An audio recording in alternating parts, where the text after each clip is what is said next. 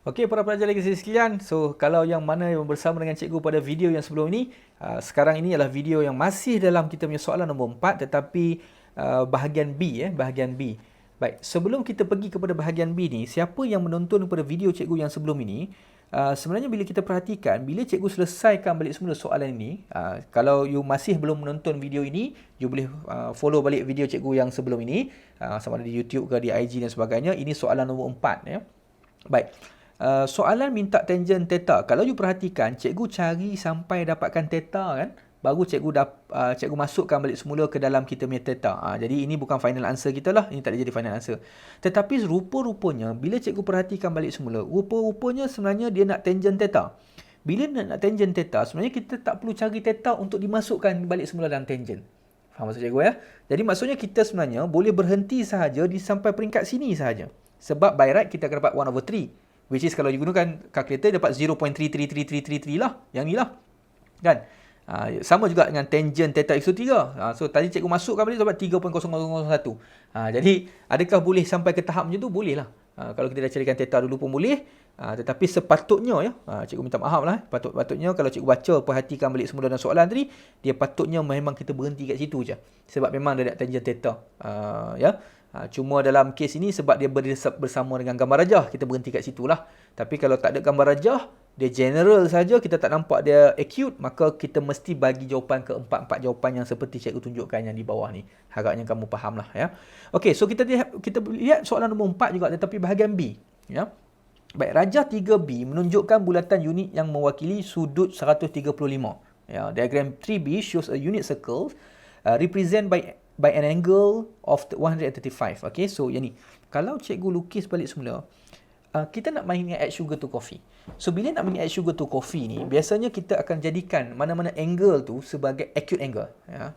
So, maksud cikgu mesti dapatkan satu right angle triangle dekat sini. Kalau cikgu keluarkan balik semula right angle triangle ni, baik, 180, kita tolakkan dengan kita punya 135, kita akan dapat 45. So, this is 45 degree. Setuju ya? Right. So, seterusnya, kalau kita turunkan kita ni, ini adalah Y kita, iaitu sec 2 per 2.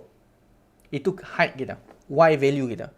Manakala untuk X value kita, juga diwakili oleh sec 2 per 2. Cikgu abaikan negatif sebab apa? Sebab kita nak main add sugar to coffee. Kita just focus for the right angle triangle saja. How about the hypotenuse? Confirm 1. Macam mana cikgu tahu satu? Yang pertama sekali, ayat yang penting disebut tentang a unit circle. Bulatan unit. Bulatan unit mesti hypotenuse dia ataupun jejari bagi bulatan tersebut adalah sama dengan 1 unit. Tetapi, kalau katalah kamu tak nampak, tiba-tiba cikgu saya pakai Pythagoras theorem. Jangan risau, kalau you gunakan Pythagoras theorem, tetap you akan dapat sama dengan 1. Okey. Baik, soalan minta find the value of cosec negative 45. Jadikan dalam bentuk set lah, dalam bentuk set A tu ya.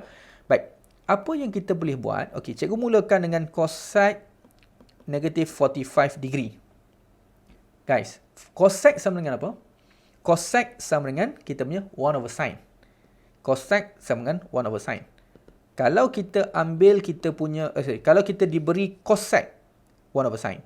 Kalau kita diberi sec 1 over cos. Kalau diberi cotangent cot 1 over tan. Ya. So, cosec. Dan negatif untuk sin, you boleh keluarkan negatif dia keluar. Sebab kita nak positifkan angle kita 45 degree ni.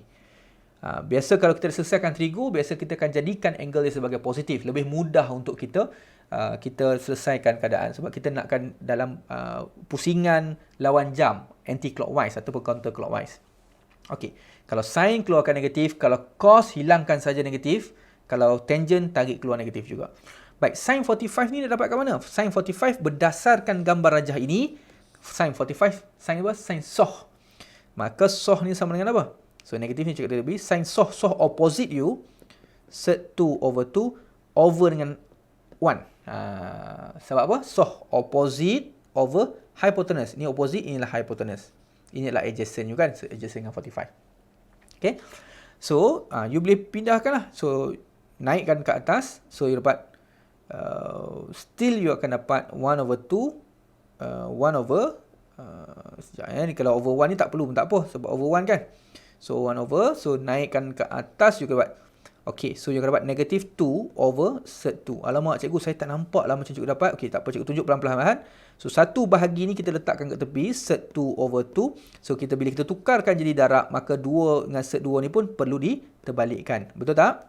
Betul kan? So, 2 per dengan cert 2. So, kita darab masuk balik semula. Yes, dapat macam cikgu tunjukkan sebentar tadi. Dapat 2 per cert 2. Boleh tak tinggal jawapan bentuk macam ni? Tak boleh. Tak boleh. Kalau soalan tak suruh in terms of cert A pun, kamu tak boleh tinggalkan cert di bahagian denominator ataupun penyebut. Ini dalam law of certs yang kamu dah belajar dalam chapter 4 form 4. Maka ini you kena darabkan dengan cert 2 dengan cert 2. Maka you akan dapat negative 2 cert 2. Cert 2 times cert 2 is 2. So, potong-potong. Akhir-akhirnya rupanya jawapan dia negative cert 2 sahaja. Gitu. So, para pelajar di sekalian, terima kasih jumpa anda pada soalan yang kelima dalam percubaan Negeri Kelantan 2021. Pada video-video yang berikutnya, teruskan bersama dengan Mathness 49 dan juga PTIN Studio dalam IG dan juga Mathness. InsyaAllah, jumpa anda di sana.